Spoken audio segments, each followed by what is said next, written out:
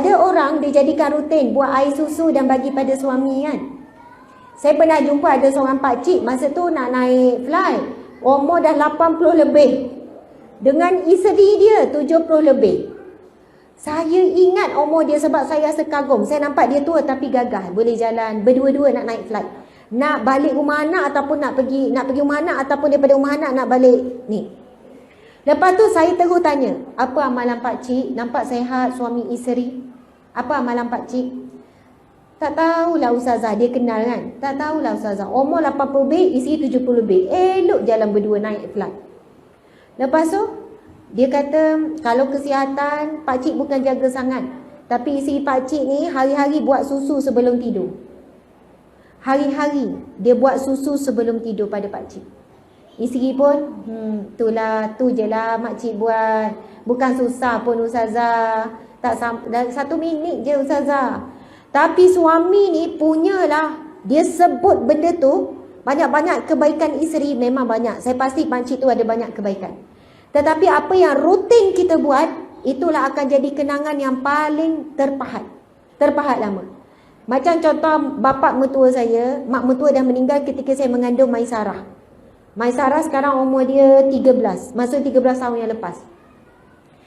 Sampai sekarang hampir memang nak kata apa ya, setiap hari Jumaat tu memang tak miss lah pergi ziarah kubur. Walaupun dah 13 tahun, menyebut-nyebut kebaikan si isteri ni, saya balik raya hari tu, memang bapa mertua saya menyebut-nyebut kebaikan arwah isteri tak berhenti. Saya rasa tak pernah lah kalau saya balik kampung apa ni tak sebut pasal arwah Mek. Mesti sebut Mek kan. Mek, Allah, Mek ke. Mek tu panggilan kami. Ayah panggil ku. Lepas tu yang mak ni orang besar panggil Mek. Mek ke. Ingat tak Mek? Kalau Mek ke. Mesti cerita, mesti sebut. Walaupun dah 13 tahun. Dan saya sempat berapa tahun ya dengan arwah mak mertua 5 tahun, 6 tahun macam tu. Seorang wanita yang sangat-sangat luar biasa, masak 5 kali sehari. Oh, memang saya tak jumpa pada mana-mana wanita lain. Saya tak tipu muslimat kalau saya balik kampung besut.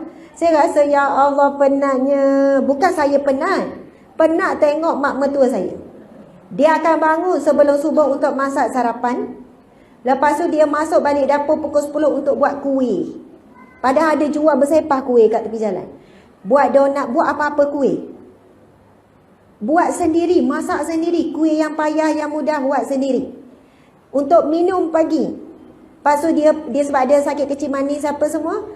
Lepas tu dia masuk balik dalam pukul ni untuk masak tengah hari.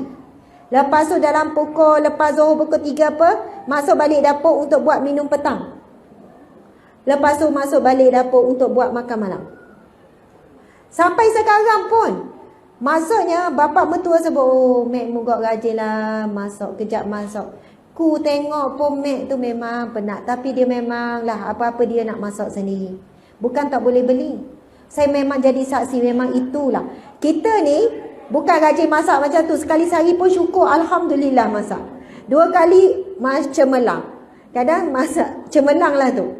Subhanallah. Tapi bila mak mertua masuk dapur, kita mesti pergi juga. Walaupun menolong. Menolong pun rasa penat.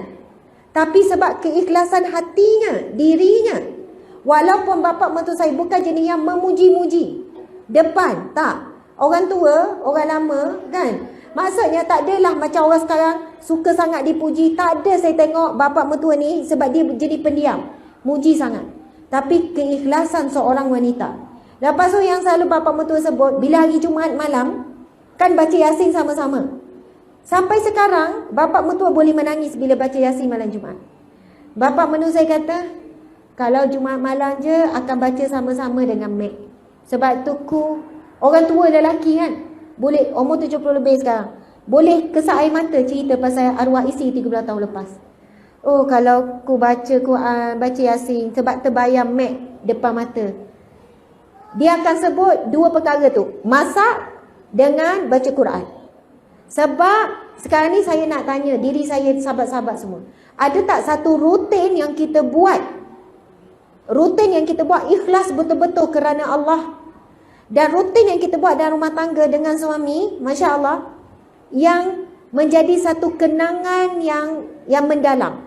Saya kira bila kita buat rutin baca Quran sama-sama tu, kalau tak mampu setiap hari, kita buat seminggu sekali baca Yasin tu pun, itulah yang bapa mertua saya sebut. Sebab itu dia tidak pernah miss baca Yasin, baca ni untuk isteri. Saya kira macam Masya Allah, kepenatan mak mertua ni selama berbakti ni sedang berehat di alam kubur dengan redha seorang suami yang begitu hebat, dengan doa yang tidak pernah putus. Ziarah kubur itu seminggu tu berapa kali sampai sekarang. Masya Allah, Allah Akbar. Luar biasa kan? Luar biasa. Orang biasa, orang kampung, tapi cinta yang dibina tu atas dasar kerana Allah. Masya Allah, Allahu Akbar. Tapi kita sekarang diuji dengan apa? Media sosial, drama itu, drama ini, cerita orang tu, cerita orang ni, suami dia romantik begini-begini. Akhirnya kita sangat mudah melihat kekurangan pada pasangan. Kita tidak berusaha fokus diri sendiri apa yang kita nak beri.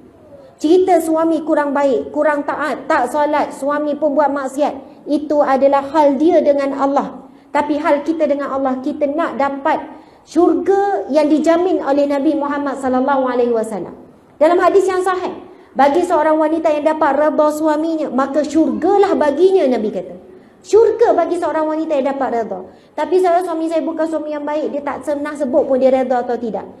Jika kita betul-betul isteri yang baik, kalau kita meninggal, Masya Allah, walaupun suami tak sebut, kita dah dapat awal lagi redha Allah. Itu jauh lebih tinggi daripada redha seorang suami.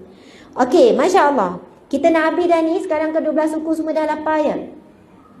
Saya nak baca beberapa soalan, boleh saya jawab dengan laju-laju. Sebab awal-awal lagi ada orang bagi surat cinta ni. Bagaimana caranya membayar zakat K2SP setelah dah bersara baru tersedar ianya wajib dibayar, begitu juga dengan hibah takaful. Okey. Pergi je dekat majlis agama, pusat kutipan zakat. Saya tak boleh nak jawab, tapi ada calculation dia. Bagi tahu KDSP dapat berapa, sekian-sekian, nanti dia bagi tahulah berapa. Ada yang kata ustazah dah habis dah guna duit tu. Takutlah nak kita tanya kok jumlahnya tinggi. Biarlah kita ni lagi takut ditanya di mahsyar. Ayatnya macam itulah. Lagi takut ditanya di mahsyar. Kalau sekarang takut nak pergi jumpa malu, di pada mahsyar tu lagi dahsyat situasinya. Jadi kalau pusat kutipan zakat sebut berapa jumlah, kan, tiba-tiba 10,000 ke apa, duit dah tak ada, dah habis dah ni. Subhanallah. Bukan kita kena bayar terus langsam 10,000. Boleh bayar ansuran berapa mengikut kemampuan. Baru bayar RM50 dah meninggal, insya-Allah diampunkan Allah. Sebab yang penting Allah tengok usaha dan niat kita memang nak bayar. Jangan cari-cari alasan untuk tidak menunaikan kewajipan. Okey, soalan seterusnya. Apa pandangan ustazah? Okey, bagaimana cara ibu bapa nak menangani masalah anak-anak yang sudah ada teman istimewa sebelum berkahwin? Bercinta couple sebelum berkahwin. Okey, ini memang banyak. Bercinta couple bermula daripada telefon lah. Mereka mesej, mereka WhatsApp. Bahkan ramai remaja hari ini memang bertukar-tukar gambar, bertukar-tukar video yang tanpa seurat benang. Ibu-ibu, muslimat sekalian, bukan tak percaya anak, tapi tidak percaya kepada, bukan tak percaya anak. Ayatnya berhati-hati. Berhati-hati. Ramai dah ibu bapa yang terlambat dah. Terlambat. Anak dah berzina, anak dah mengandung. Ibu bapa datang jumpa saya, ustazah, anak saya ni baik sangat. Ustazah, anak saya jaga solat, jaga aurat, dia belajar sekolah agama ustazah. Anak saya sekian-sekian. Tak pernah nampak dia gini-gini. Saya tak tahu macam mana boleh terlibat ni sampai mengandung. Lepas tu saya tanya satu soalan je. Anak makcik ada telefon? Ada ustazah. Itulah jawapan dia. Subhanallah. Sebab maksiat guna telefon ni, kita tak nampak makcik. Kita tak tahu apa yang dia orang buat, apa yang dia orang buatkan. Makcik pernah tak ambil telefon cek? Tak adalah ustazah, saya percaya pada dia. Ada seorang kawan saya ni, dia kata ustazah, alhamdulillah Allah tunjuk. Allah tunjuk apa? Satu hari dia terfikir nak cek telefon anak. Sama tak pernah cek. Tapi masa dia cek tu lah, anak dia dah deal dengan pasangan dia dan tak tahu pun ada power. Nak jumpa pukul berapa, dekat mana, siap bawa pakaian. Dan anak dia bagi tahu ada camp. Ada qiyamulai dekat sekolah.